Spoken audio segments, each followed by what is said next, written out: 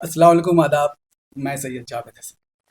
جماعت اسلامی ہند نے 21 نومبر سے 30 نومبر تک ایک خاص مہم ملکی پیمانے پر شروع کی۔ اس مہم کا عنوان ہے حقوق ہمسایہ مہم، یعنی پڑوسیوں کے ادھیکار۔ ہمارے ساتھ اس سلسلے میں بات کرنے کے لیے موجود ہیں جماعت اسلامی ہند کے نائب امیر، یعنی کہ نیشنل وائس پریزیڈنٹ انجینئر محمد سلیم صاحب۔ سر، آپ نے یہ جو مہم شروع کی، جی کیا وجہ سے؟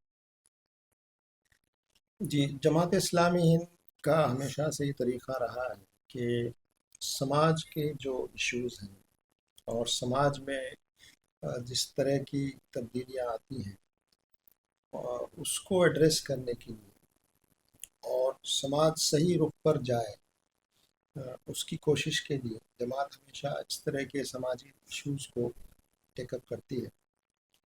تو موجودہ دور میں جو ٹیکنالوجی کا دور ہے، انٹرنیٹ کا دور ہے، اور ہر شخص اپنے آپ میں ایک آئسولیٹ ہو گیا ہے اور ایک دوسرے سے لوگوں کا ملنا جلنا کم ہو گیا ہے، اور خاص طور سے شہروں میں تو یہ فینومینا بہت زیادہ ہے کہ ایک ہی بلڈنگ میں رہنے والے لوگ برسوں سے نہیں مل رہے ہیں، ایک دوسرے کو جانتے نہیں ہیں۔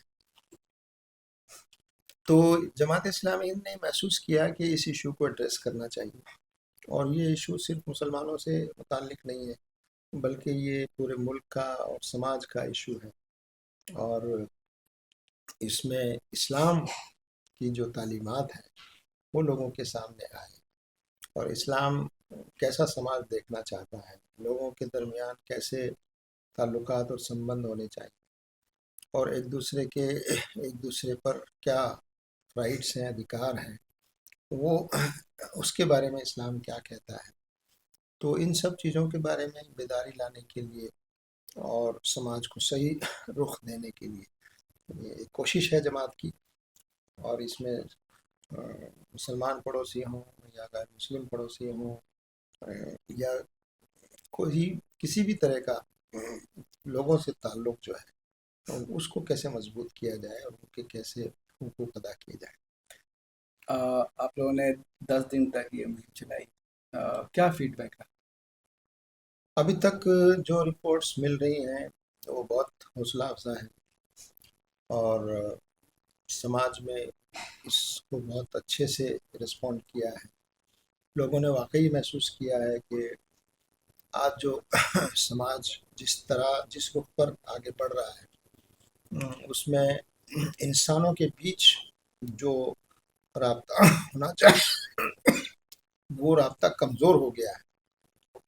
حالانکہ ٹیکنالوجی سے فائدہ اٹھانا چاہیے اور اس رابطے کو مضبوط کرنے کا ذریعہ ٹیکنالوجی کو بننا چاہیے، لیکن اس کا ضرورت سے زیادہ استعمال جو ہے اس نے کئی طرح کے مسائل پیدا کیے ہیں۔ ان میں سے ایک مسئلہ یہ بھی ہے کہ 5 لوگ ایک ساتھ بیٹھے ہونے کے باوجود بھی وہ ایک ساتھ نہیں ہیں، اور ایک بہت قریبی پڑوسی جو ہے اس سے بھی بے تعلقی ہے۔ تو معاشرے اور سماج میں اس کو بہت اچھے سے رسپونڈ کیا ہے اور محسوس کیا ہے کہ واقعی سماج میں یہ جو تبدیلی آ رہی ہے غلط طریقے پر، اس کو روکا جانا چاہیے، اور انسانوں کے بیچ، سماج کے بیچ، لوگوں کے بیچ، پڑوسیوں کے بیچ رابطہ اور تعلقات اور ایک دوسرے کا سمان اور ایک دوسرے کا خیال رکھنا، یہ جو بیسک ویلیوز ہیں، اور اسلام جس کی طرف خاص طور سے بار بار جس کی طرف توجہ دلاتا ہے، تو سماج میں اس کا رسپانس بہت اچھا اور حوصلہ افزا ملا ہے۔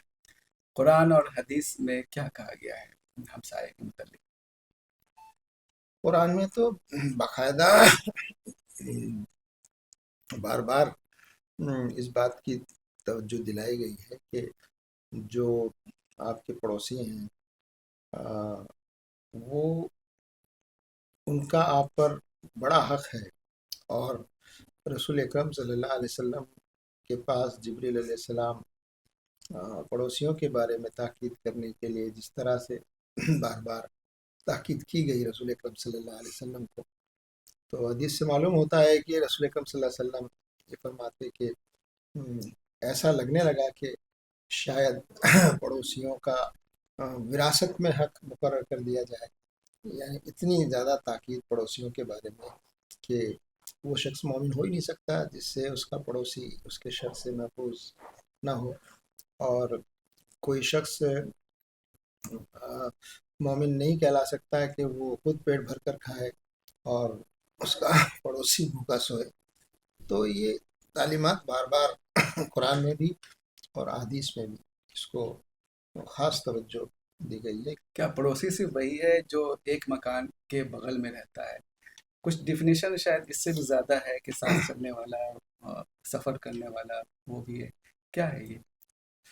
بعض روایتوں سے معلوم ہوتا ہے کہ 40 گھر تک جو ہے آپ کے گھر سے ہر ڈائریکشن میں 40 گھر تک جو لوگ ہیں وہ آپ کے پڑوسی ہیں. لیکن جو سب سے نیئرسٹ پڑوسی ہے جس سے گھر سے آپ کی دیوار لگی ہوئی ہے، آپ کا آنگن جس سے ملا ہوا ہے، ایک تو وہ پڑوس ہے. دوسرا یہ تو مستقل پڑوسی ہے. دوسرا بازار میں آپ کی دکان ہے، شاپ ہے، آفس ہے، آپ کے برابر میں دوسری شاپ ہے اور آفیسز ہیں، وہ بھی آپ کے پڑوسی ہیں. وہ بھی تقریباً پرماننٹ قسم کے ہیں کہ دن میں آپ وہاں وقت گزارتے ہیں. لیکن جو عارضی طور پر جو آپ کے پڑوسی بنتے ہیں، مثلاً آپ ٹرین میں سفر کر رہے ہیں، ہوائی جہاز میں سفر کر رہے ہیں اور بس میں سفر کر رہے ہیں، بس اسٹینڈ پر ویٹ کر رہے ہیں، ریلوے اسٹیشن پر ویٹ کر رہے ہیں، آپ کے پڑوس میں جو لوگ بیٹھے ہیں، یہ تمام کے تمام جو ہے وہ تھوڑی دیر کے لیے ہی صحیح مگر وہ پڑوسی ہیں.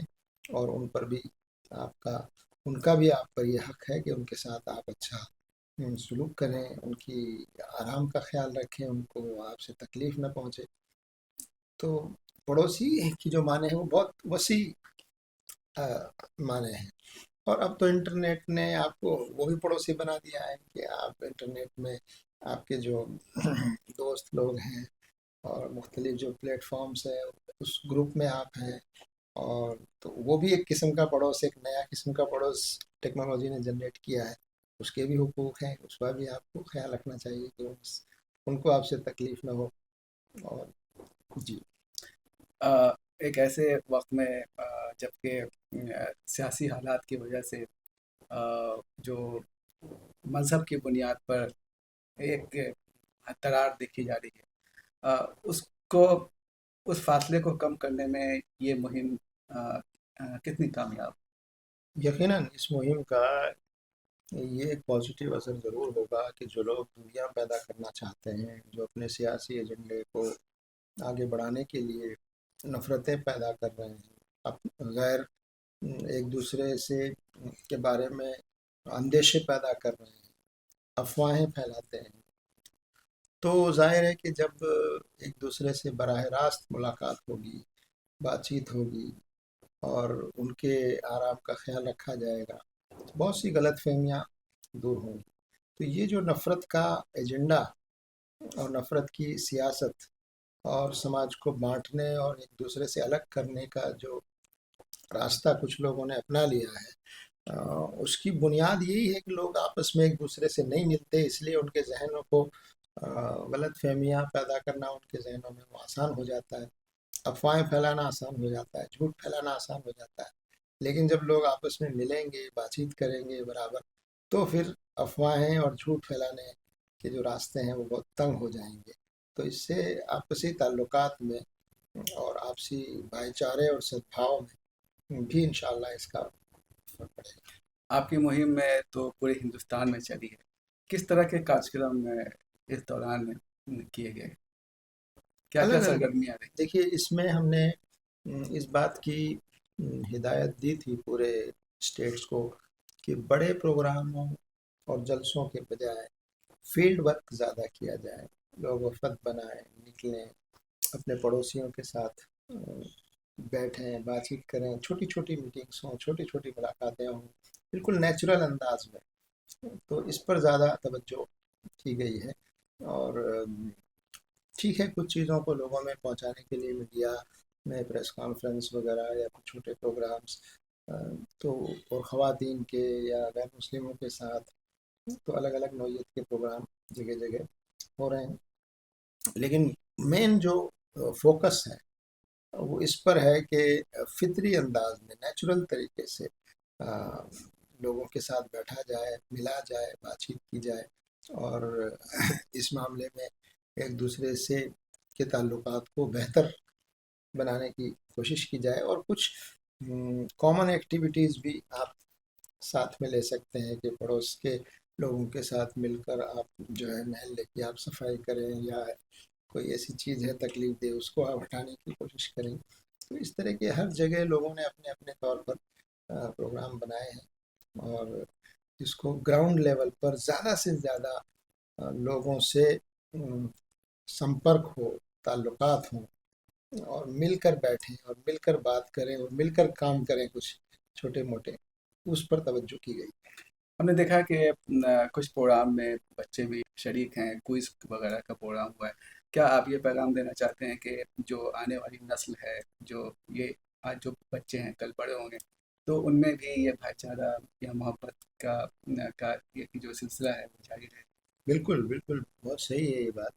تو بچوں کے پروگرام، خواتین کے پروگرام، یہی سوچ کر کہ یہ جو بچے ہیں ان کے ذہنوں میں ابھی سے یہ بات آنی چاہیے کہ کیسے ہم دوسروں کا احترام کریں، کیسے دوسروں کا سمان کریں، دوسروں کے آرام کا کیسے خیال رکھیں۔ تو بچوں کے پروگراموں میں یہ فوکس رکھا گیا ہے کہ نئی نسل میں ابھی سے یہ ذہن میں پیدا ہو کہ تمام لوگوں سے ہمارے اچھے تعلقات رہنے چاہیے، اور ایک دوسرے کے کام آنا چاہیے، ایک دوسرے کی خدمت کرنا چاہیے، اور خاص طور سے جو جتنا قریب ہے اس کا حق اتنا زیادہ ہے۔ تو یہ تھے سلیم انجینئر صاحب، جنہوں نے کہا کہ کل جو آج کے بچے بڑے ہوں گے وہ ایک ایسا ذہن لے کر تیار ہوں گے جو آپسی محبت اور بھائی چارے کے پیغام کو وہ اگلی نسل تک بھی پہنچائیں گے۔ امید کی جانا چاہیے کہ یہ مہم نہ صرف اپنے مقصد میں کامیاب ہوگی بلکہ اس کا اثر دیر پا ہوگا۔ بہار لوک سنواد کے لیے میں سید جاوید حسن، جماعت اسلامی ہند، نئی دہلی۔ جزاک اللہ۔